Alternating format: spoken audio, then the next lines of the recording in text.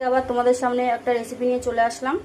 আজকে দেখাবো চাল কুমড়ো আলু দিয়ে চিংড়ি মাছের গা মাখা পাতলা ঝোল।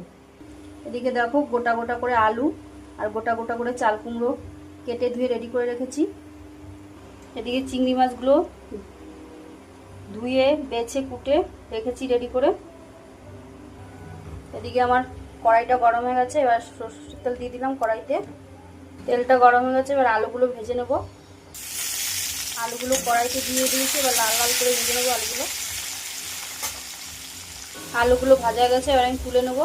চিংড়ি মাছগুলো লবণ হলুদে মেখে নিয়েছি, এবার ভেজে নেব। চিংড়ি মাছগুলো ভাজার আগে একটু রাঁধুনি ফোড়ন দিয়ে দিলাম। এবার চিংড়ি মাছগুলো দিয়ে ভালো করে ভেজে নেব। দিয়ে দিয়েছি। তোমরা যদি রাঁধুনি না খাও তাহলে অন্য কিছু দিয়ে ফোড়ন দিয়ে পাঁচফোড়ন দিয়ে করতে পারো। আমাদের রাঁধুনিটা ভালো লাগে আর গন্ধটাও খুব সুন্দর হয় রাঁধুনি দিলে।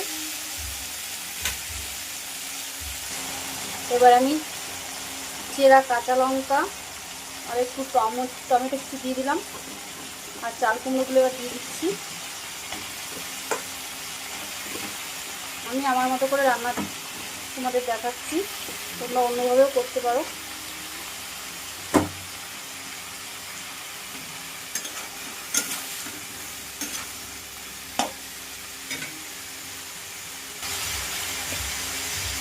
সামান্য একটু লবণ,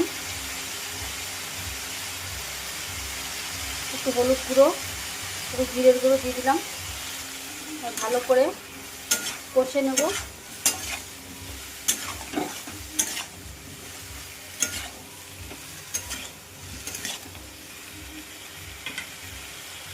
এবার ভেজে রাখা আলুগুলো দিয়ে দিলাম।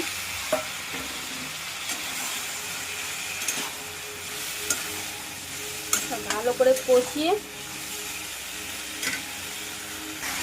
কষানো হয়ে গেছে, এবার সামান্য জল দিয়ে দেবো।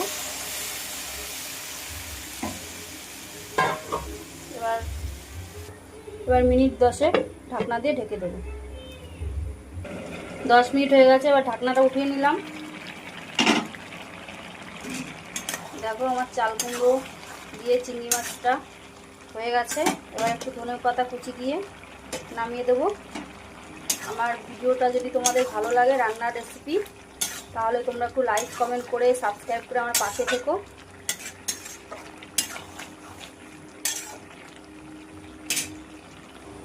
তাহলে তোমাদের দেখাতে পারলাম চাল কুমড়ো দিয়ে চিংড়ি মাছের গা মাখা ঝোল।